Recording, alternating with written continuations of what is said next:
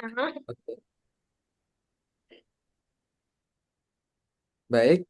Assalamualaikum warahmatullahi wabarakatuh.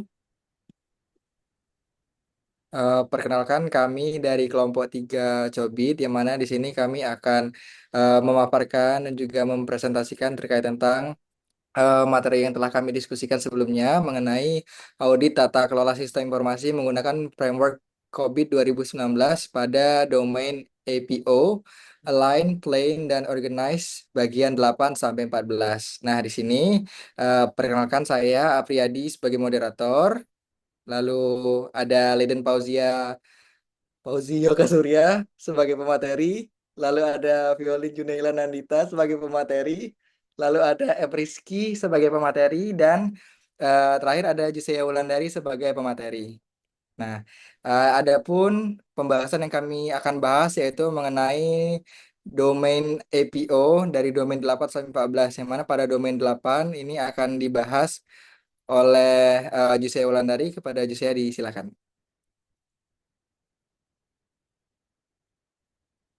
Oke, baik di sini saya akan menjelaskan terkait domain APO yang 08 yaitu Manage Relationship adalah mengelola hubungan. Nah, seperti yang kita ketahui bahwasannya domain APO 08 ini adalah bagian dari domain APO yang telah disebutkan tadi yaitu Align, Plan, dan juga Organize yang berfokus pada penyelarasan strategi IT dengan tujuan bisnis melalui pengelolaan hubungan stakeholder yang efektif. Jadi poin utamanya di sini adalah memastikan unit IT dan unit bisnis itu memiliki pemahaman yang sama atau mutual understanding. Oke, mungkin kita akan masuk ke bagian tujuannya, yaitu tujuan utama dari EPO 08 ini adalah memastikan hubungan antara unit IT dan juga stakeholder itu dikelola secara efektif agar kebutuhan bisnis itu dipahami dan dipenuhi dengan baik. Nah, namun di sini ada beberapa tujuan khusus dari domain EPO 08 ini, yaitu yang pertama itu adalah meningkatkan komunikasi antar unit IT dan bisnis. Yang kedua itu ada memastikan tim IT memahami kebutuhan bisnis secara mendalam. Yang ketiga ada mengelola hubungan kerja yang berkelanjutan. Yang keempat ada mengidentifikasi peluang teknologi untuk strategis organisasi. Dan yang terakhir itu ada meningkatkan kepuasan penggunaan layanan IT. Baik, mungkin kita bisa lanjut ke bagian proses dalam IPO 08 ini. Jadi di sini ada sekitar 5 proses, yaitu yang pertama ada understand business expectation. Jadi di dalam proses yang pertama ini adalah bagaimana caranya untuk memahami kebutuhan, harapan, dan juga prioritas bisnis ini melalui komunikasi yang aktif. Oke, untuk proses yang kedua itu adalah identify opportunities, risk, dan isu. Yang dimana di sini kita akan mencari peluang inovasi teknologi sekaligus menganalisis resiko dan masalah yang mungkin muncul dalam penerapan teknologi. Untuk proses yang ketiga, di sini tuh ada manage business relationship. Yang dimana dalam proses ini tuh kita akan menjaga hubungan berkelanjutan, seringkali melalui peran business relationship manager atau BRM sebagai jembatannya. Untuk proses yang keempat itu ada coordinate dan communication, yang dimana kita akan melakukan koordinasi rutin melalui rapat, laporan kinerja, dan diskusi perkembangan sistem untuk mencegah adanya kesalahpahaman. Untuk proses yang terakhir, yang kelima, yaitu provide input to continuous improvement, yang dimana kita ini akan memberikan masukan untuk perbaikan layanan berdasarkan survei kepuasan dan umpan balik dari stakeholder itu sendiri. Mungkin bisa di-scroll. Oke, di sini bisa terlihat diagram alur dari proses yang terjadi pada domain APO 08. Nah, selanjutnya di sini saya akan menjelaskan terkait komponen yang sekiranya dibutuhkan dalam domain APO 08 ini. Jadi di sini ada beberapa komponen yang dibutuhkan untuk menjalankan proses ini, yaitu yang pertama itu ada people, ada proses, ada policy, dan yang terakhir itu ada tools. Oke. Untuk people itu sendiri itu berkaitan terkait dengan SDM seperti IT manager ataupun business relationship manager. Yang kedua itu ada proses, yang dimana proses ini merupakan prosedur komunikasi dan mekanisme pengelolaan kebutuhan sistem.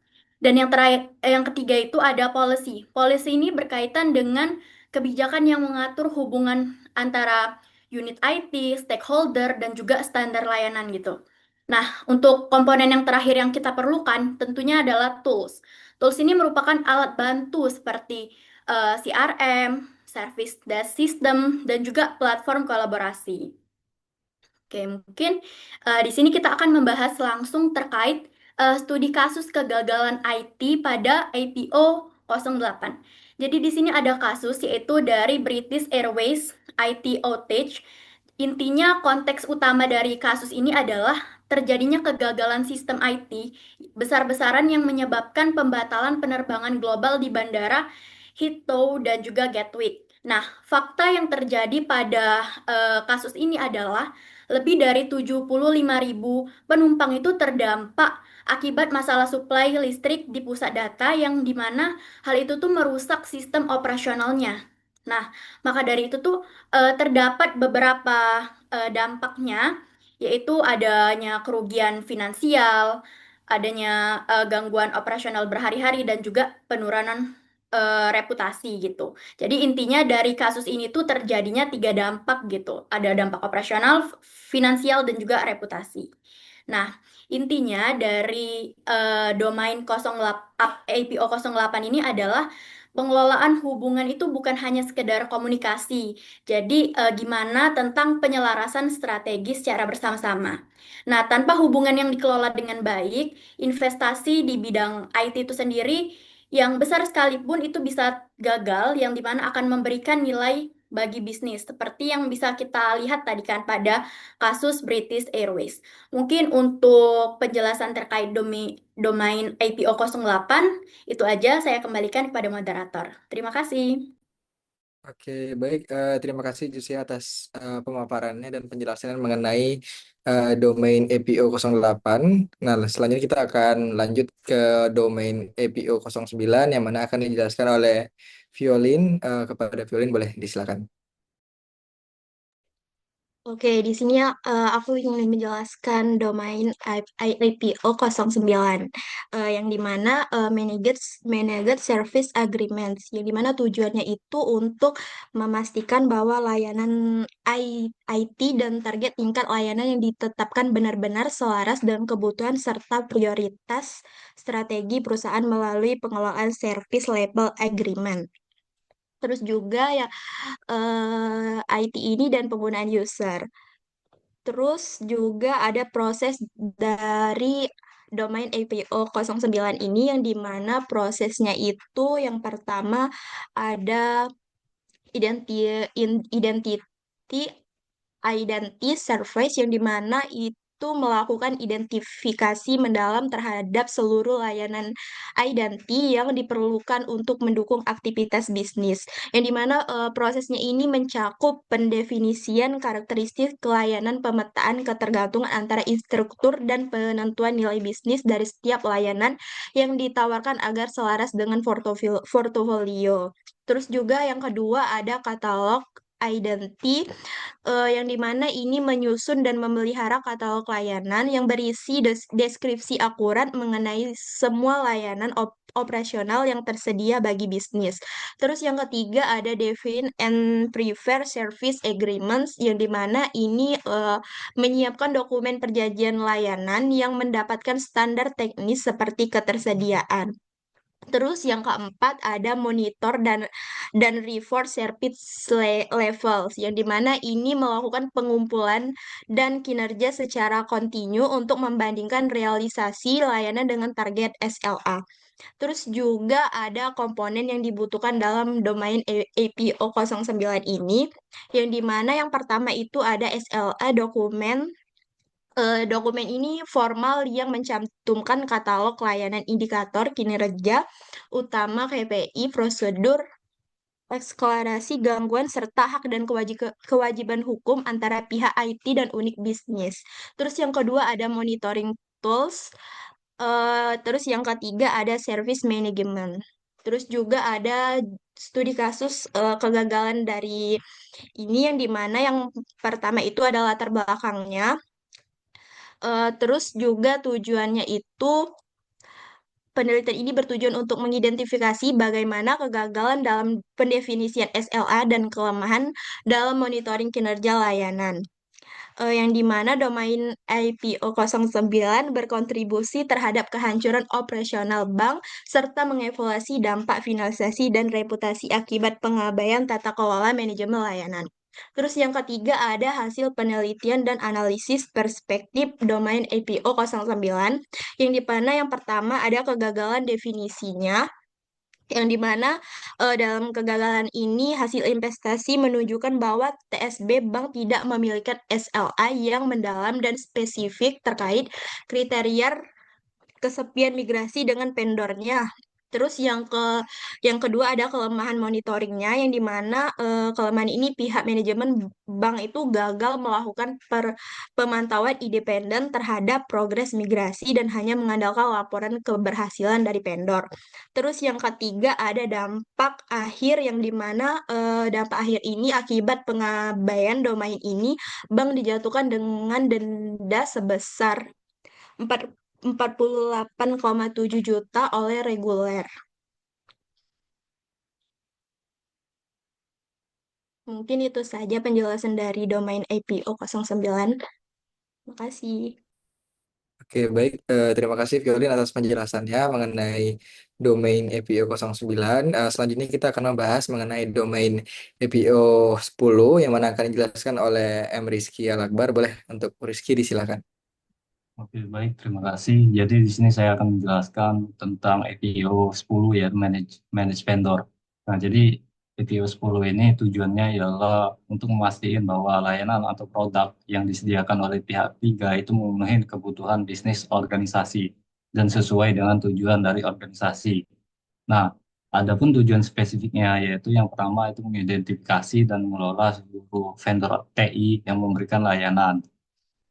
Kemudian yang kedua itu memastikan bahwasannya kontrak dan perjanjian atau service level agreement dengan eh, dengan vendor itu jelas, terukur dan melindungi kepentingan organisasi. Kemudian yang ketiga memantau kinerja vendor secara berkelanjutan berdasarkan Key Performance Indicator atau KPI dan Service Level Agreement yang telah disepakati.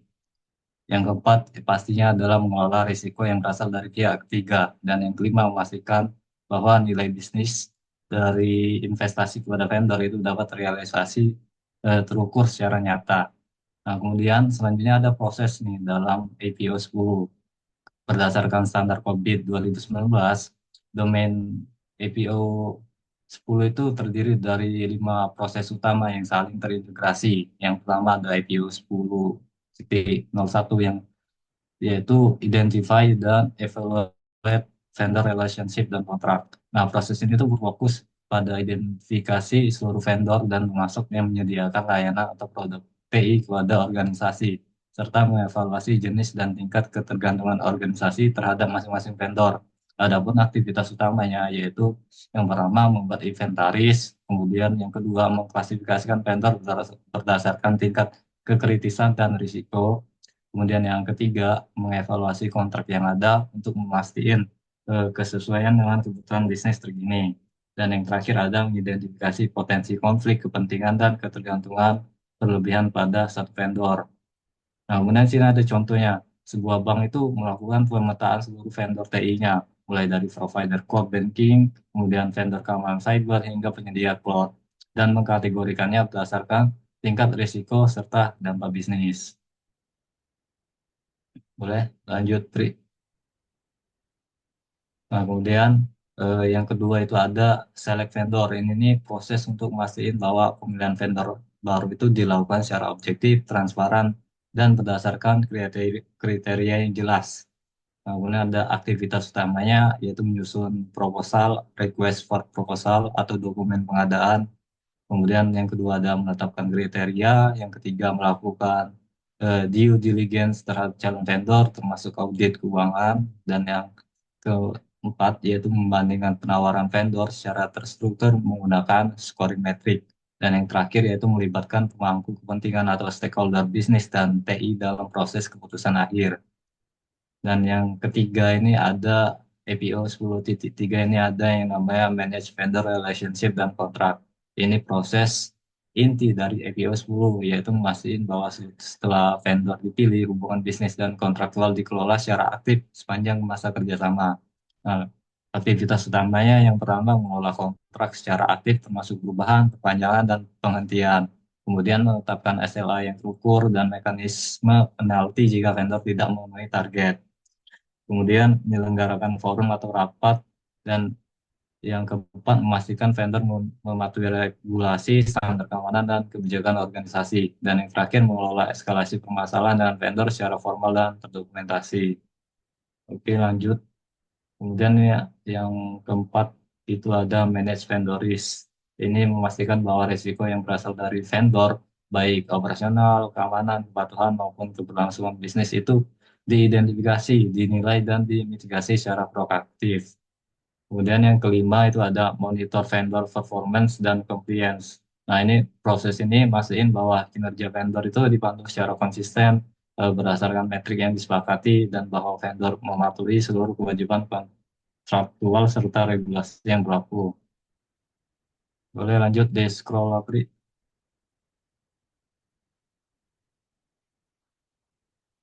lagi, boleh ke bawah lagi. Oke, selanjutnya di sini ada komponen. Jadi komponen yang dibutuhkan dalam IPO 10 yaitu eh, yang pertama, kebijakan dan kerangka kerja pengadaan TI. Jadi, organisasi itu harus memiliki kebijakan formal yang atur segala aspek pengadaan dan pengelolaan. Kemudian yang kedua ada struktur organisasi dan tata kelola vendor. Jadi, diperlukan struktur organisasi yang jelas untuk mengelola hubungan dengan vendor. Kalau tanpa peran dan tanggung jawab yang terdefinisi, pengelolaan vendor itu bersifat reaktif dan tidak terkoordinasi. Dan yang ketiga ada sistem informasi manajemen vendor. Pengelolaan vendor yang efektif itu memerlukan sistem informasi yang efektif yang mampu menyimpan, memproses, dan menyajikan data vendor secara real time. Yang keempat ada sumber daya manusia dan kompetensi. Nah, ini tuh memerlukan SDM yang dengan kompetensi yang memadai dan tidak hanya di bidang teknis TI, tapi juga dalam aspek hukum, keuangan, dan manajemen risiko. Yang kelima ada mekanisme pengetahuan dan audit vendor. Kemudian yang keenam ada manajemen kontrak dan aspek legal. Nah, kontrak ini adalah instrumen hukum utama yang melindungi kepentingan organisasi dalam hubungan dengan vendor. Nah, kemudian selanjutnya ada studi kasus kegagalan TI, khususnya dalam APO 10 yaitu Managed Vendor. Nah, judulnya ialah kegagalan implementasi sistem WRP-RC dalam proyek SAP R3. Jadi latar belakangnya ini ada The Hershey Company ini adalah produsen coklat dan permen terbesar di Amerika. Nah, perusahaan itu memulai proyek transformasi digital senilai 112 juta US dollar dengan mengimplementasikan sistem ERP secara bersamaan dengan sistem lainnya, dua sistem lainnya, yaitu ada Supply Chain Management dan CRM. Nah, dalam satu proyek terintegrasi yang dikenal sebagai proyek enterprise. Nah, Hersey mengontrak tiga vendor besar sekaligus. SAP AG sebagai vendor ERP utama, Accenture sebagai konsultan implementasi, serta dua vendor perangkat lunak tambahan. Proyek ini awalnya dijadwalkan selesai dalam 48 bulan, namun manajemen Hersey memutuskan untuk mempersingkat timeline hanya 30 bulan demi mengejar kesiapan sistem sebelum puncak musim liburan. Nah, jenis kegagalannya adalah kegagalan manajemen vendor, kemudian kegagalan koordinasi multi vendor, kemudian kegagalan pengetahuan kinerja vendor, dan kegagalan manajemen risiko vendor. Boleh di-scroll lagi, ya, Pri? Boleh scroll lagi ke bawah, Pri. Nah, jadi akar masalah dari perspektif APO 10 yaitu kegagalan seleksi dan pengelolaan multi vendor, kemudian tidak adanya manajemen risiko vendor yang memadai, kemudian lemahnya pengetahuan kinerja vendor, dan kontrak tidak mencakup tanggung jawab integrasi. Boleh di-scroll lagi, Bri. Oke, mungkin sekian untuk penjelasan dari IPO 10 Manage Vendor. Selanjutnya saya kembalikan ke moderator. Oke, baik. Terima kasih M. Rizky atas pemaparannya mengenai APO 10 terkait tentang manage vendors. Selanjutnya kita akan membahas tentang APO 11 dan 12 yang mana akan dibahas oleh Leiden Pauzi Yoko Surya. Kepada Leiden boleh disilakan. Baik, terima kasih sebelumnya. Saya akan menjelaskan EPO 11 mengenai manage quality, yang dimana tujuan utama dari EPO 11 ini adalah untuk memastikan seluruh solusi dan layanan TI itu dirancang, dikembangkan, dan diberikan secara konsisten sesuai standar kualitas organisasi, yang dimana hal ini dapat dicapai melalui penerapan sistem manajemen kualitas yang terintegrasi guna menekan tingkat kecacatan dan kerja ulang. Nah, sehingga kepuasan pelanggaran itu dapat terus meningkat sekaligus mencegah kerugian operasional akibat rilis sistem atau perangkat lunak yang belum teruji dengan baik. Selanjutnya masuk ke dalam proses dalam EPO 11 yang pertama ada Stabilize QMS yang dimana membangun sistem manajemen kualitas sebagai kerangka kerja standar untuk semua proyek TI. Proses ini membutuhkan kebijakan formal dan tim quality assurance atau QA yang independen. Yang kedua ada APO 1102 yang dimana fokus quality management on customer yang dimana menyelaraskan ukuran kualitas TI dengan nilai dan harapan pengguna akhir dengan cara menentukan metrik pengalaman pengguna dan mengumpulkan umpan balik. Dan yang ketiga ada perform quality monitoring, control and review, yang dimana melakukan pemantauan, pengujian perangkat lunak, dan peninjauan berkala sebelum sistemnya itu dirilis, yang dimana tujuannya untuk mencegah organisasi merilis sistem yang cacat ke lingkungan produksi. Selanjutnya ada komponen yang dibutuhkan dalam APO 11. Yang pertama ada struktur tata kelola, yaitu tim QA atau quality control yang independen. Lalu ada kebijakan dan prosedur, standar operasional prosedur untuk kerangka pengujian sistem. Yang ketiga ada informasi seperti metrik pengawasan kualitas, dan yang terakhir ada alat bantu yaitu sistem otomasi, testing, dan pelaporan bug. Dan adapun contoh studi kasusnya yaitu mengenai kegagalan sistem Nike Capital Group pada tahun 2012, tahun 2022, yang dimana insidennya itu pada pembaruan sistem trading sebuah kode usang yang seharusnya udah dihapus itu tiba-tiba terpicu di lingkungan yang produksi menghasilkan jutaan pesanan saham yang salah. Dampaknya sendiri mengakibatkan kerugian finansial mencapai 460 juta dolar hanya dalam waktu 45 menit. Dan eh, akar masalah Akar masalahnya sendiri itu perusahaan gagal menjalankan kontrol kualitas APO 1103 karena pembaruan itu dirilis langsung tanpa melewati pemantauan QA yang menyeluruh. Selain itu, kelalaian membersihkan kode mati menunjukkan lemahnya standar sistem manajemen kualitas. Selanjutnya ada APO 12 mengenai manage risk, yang dimana tujuannya itu untuk mengidentifikasi, mengevaluasi, memitigasi, dan memantau risiko TI secara terus-menerus agar tingkat risiko itu selalu transparan dan berada dalam batas toleransi risk appetite yang disetujui. Manajemen puncak pengelolaan ini sangat penting untuk mencegah kerugian finansial, operasional, dan reputasi akibat ancaman internal maupun eksternal dengan tetap menyeimbangkan pencapaian nilai bisnis dan risiko teknologinya. Lanjut ke dalam proses EPO 1201, yaitu collect data on risk, yang dimana mengumpulkan data historis mengenai insiden, ancaman, dan kerentanan, serta melakukan inventarisasi terhadap aset TI yang paling beresiko. Selanjutnya ada yang kedua, yaitu analyze risk, yang dimana mengevaluasi kemungkinan probabilitas terjadinya risiko beserta besaran dampak kerugian yang akan ditimbulkan terhadap operasional bisnis. Lalu ada EPO 1205, yaitu Define a Risk Management Action Portfolio, yang dimana menentukan strategi untuk merespon risiko, apakah risiko tersebut itu harus dimitigasi, ditransfer, dihindari, atau diterima, serta memantau status kontrolnya. Lalu ada komponen pendukungnya seperti struktur tata kelola, kebijakan dan prosedur, informasi, serta sistem pelaporan. Selanjutnya masuk ke dalam insiden studi kasusnya, yang dimana insidennya sendiri atau latar belakangnya itu BSI terkena serangan ransomware Lockbit 3.0 yang melumpuhkan layanan perbankan krusial seperti ATM dan mobile banking berhari-hari. Di mana peretas juga mengklaim mencuri 1,5 terabyte data nasabah dan internal. Dampaknya sendiri yaitu transaksinya lumpuh total, reputasi menurun drastis, dan terdapat potensi sanksi hukum terkait kebocoran privasi data nasabah. Dan yang terakhir, akar masalah dari studi kasus ini yaitu perusahaan gagal menganalisis tingkat ancaman cyber secara akurat sebelum serangan terjadi. Lalu lambatnya waktu pemulihan juga membuktikan bahwa mitigasi resiko dan bisnis continuity plan atau BCP yang ada tidak memadai atau belum teruji. Mungkin itu saja dari saya mengenai IPO 11 dan 12. Saya kembalikan ke moderator. Terima kasih. Oke, baik. Terima kasih untuk Ledan atas pemaparannya. Nah, selanjutnya kita akan membahas mengenai EPO 13 dan juga 14 yang yaitu terkait tentang manage security dan juga manage data. Nah, kita akan membahas terkait dengan EPO 13 terlebih dahulu terkait tentang manage security yang mana tujuan dari EPO 13 ini adalah untuk merancang, mengimplementasikan dan juga mengawasi sistem manajemen keamanan informasi pada suatu domain.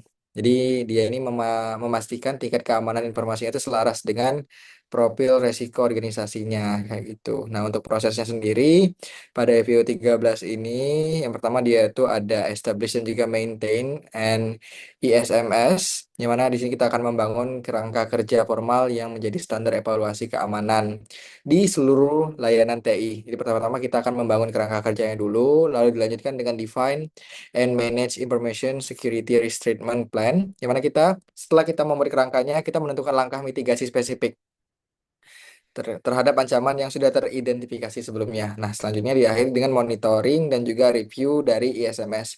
Jadi setelah kita sudah melakukan langkah mitigasi, kita akan melakukan audit dan juga peninjauan berkala terhadap kontrol keamanan dan mendeteksi ke catatan sistem sebelum tereksploitasi. Nah, komponen utama dari IPO 13 ini sendiri yang pertama dia ada struktur tata kelola yang mana nanti akan ada tim QA-nya yang mana mereka akan bertanggung jawab untuk mengawasi semua kontrol yang kita lakukan sebelumnya. Terus juga ada tim kebijakan dan prosedur yang mana dia akan eh, sebagai guidance untuk keamanan formal dan juga SOP. Lalu juga ada komponen informasi yang mana nanti akan ada laporan tingkat kecacatan dan juga indikator risiko utama dan juga nantinya kita memerlukan alat bantu berupa perangkat lunak otomatis yang mana bisa mendeteksi ancaman secara real time. Jadi ketika ada risk yang sudah teridentifikasi akan langsung kita tindak seperti itu. Nah, untuk studi kasusnya sendiri itu ada pada tahun 2013-2014 itu ada kebocoran data di Yahoo yang mana di sini terjadi pelanggaran keamanan yang berdampak pada 3 miliar akun pengguna. Jadi data Yahoo ini bocor itu berdampak ke 3 miliar akun pengguna. Untuk analisisnya sendiri, jadi berdasarkan studi dari Eviva ini kegagalannya itu berakar pada lemahnya identifikasi karakteristik layanan dan juga ketergantungan infrastruktur, yaitu EPO 9,1 yang berujung pada kegagalan kegagalan monitoring keamanan EPO 13.3. Sehingga Yahoo tuh gagal mendeteksi aktivitas peretasan gitu. Jadi Yahoo tuh dia gagal gitu untuk mendeteksi peretasan yang terjadi di aplikasinya sendiri atau di domainnya sendiri karena nggak ada mekanisme pemantauan independen terhadap integrasi data yang berlaku yang terjadi kayak gitu. Nah, dampaknya itu apa? Dampaknya itu adalah perusahaan itu dijatuhi denda regulasi yang besar dan juga mengalami penurunan nilai akuisisi mencapai ratusan juta dolar. Ya karena kebocoran data gitu membuat orang-orang itu nggak percaya lagi dengan Yahoo seperti itu. Nah, selanjutnya itu ada yang terakhir itu ada API 14 mengenai manage data. Yang mana tujuan dari kita manage data itu adalah untuk memastikan bahwa data yang kita kelola itu akurat, lengkap, dan juga tersedia untuk mendukung pengambilan keputusan bisnis ke depannya gitu. Nah, untuk prosesnya sendiri itu ada yang pertama itu ada define dan communicate the data management strategy. Jadi kita akan menyelaraskan strategi pengelolaan data dengan kebutuhan dan juga prioritas strategis perusahaan. Jadi data yang kita punya kita akan kelola sesuai dengan kebutuhan dan juga prioritas. Lalu yang kedua itu ada manage the quality of data. Jadi kita akan memastikan data yang dihasilkan itu memenuhi standar kualitas gitu untuk mengurangi reward dalam operational bisnis. Jadi setelah kita selaraskan tuh data yang kita olah, kita lihat tuh apakah datanya itu sudah sesuai dengan standar atau belum, biar untuk mengurangi risk-risk ke depannya lagi gitu. Terakhir itu kita akan memanage data archiving dan retention. Jadi kita akan menjamin bahwa penyimpanan data itu tetap relevan dengan regulasi dan arah strategis perusahaan gitu meski terjadi perubahan teknologi. Jadi kita akan sesuaikan terus datanya. Kita manage gitu retentionnya. Nah, untuk komponennya sendiri pada EPO 14 atau manage data ini ada pertama struktur tata kelolanya itu ada Komite Risiko TI atau Dewan Pengawasan Data yang nanti akan bertugas untuk eh, mengawasi standarisasi dari datanya gitu, kualitas organisasi. Lalu yang kedua ada kebijakannya itu nanti akan ada dokumen Service Level Agreement atau SLA terkait tentang ketersediaan dan juga keandalan datanya gitu. Jadi nanti akan ada agreementnya gitu dalam pengelolaan datanya. Lalu di pada tab komponen informasi itu nanti akan ada service katalog yang berisi deskripsi akurat mengenai kapabilitas dan juga batasan data yang tersedia dan alat bantunya juga nanti akan ada sistem otomatisasi untuk pelaporan dan pemantauan kualitas data secara kontinu. Nah, adapun ini studi kasus kegagalannya dalam memanage data, yaitu ada skandal Cambridge Analytica dan juga Facebook pada tahun 2018, yang mana ini terjadi penyalahgunaan data pribadi jutaan pengguna oleh pihak ketiga untuk kepentingan profiling politik gitu. Jadi pada skandal Cambridge ini ada suatu oknum yang menggunakan data-data dari Facebook untuk kepentingan politik. Nah, setelah dianalisis, kegagalan ini menunjukkan lemahnya peninjauan periodik terhadap kontrak pihak ketiga dan juga ketidakmampuan dalam mendefinisikan batasan terkait tentang akses data. Jadi di sini si Facebook ini sudah memberikan akses yang terlalu banyak gitu ke pihak ketiganya sehingga pihak ketiga itu bisa semena-mena dalam mengelola data. Jadi Facebooknya itu gagal mengidentifikasi resiko penggunaan data oleh pihak luar secara akurat. Dampaknya apa? Dampaknya itu terhentinya layanan dan juga kepercayaan publiknya itu menurun dalam menggunakan Facebook. Karena kan awalnya kan datanya digunakan untuk kepentingan publik seperti itu. Terus juga ada potensi sanksi hukum akibat kebocoran data privasi. Oke, mungkin sekian untuk pemaparan dari kelompok 3 Cobit yang mana membahas tentang audit data kelola sistem informasi menggunakan framework Cobit 2019 pada domain APO bagian 8 sampai 14. Mungkin sekian dari kami. Wassalamualaikum warahmatullahi wabarakatuh.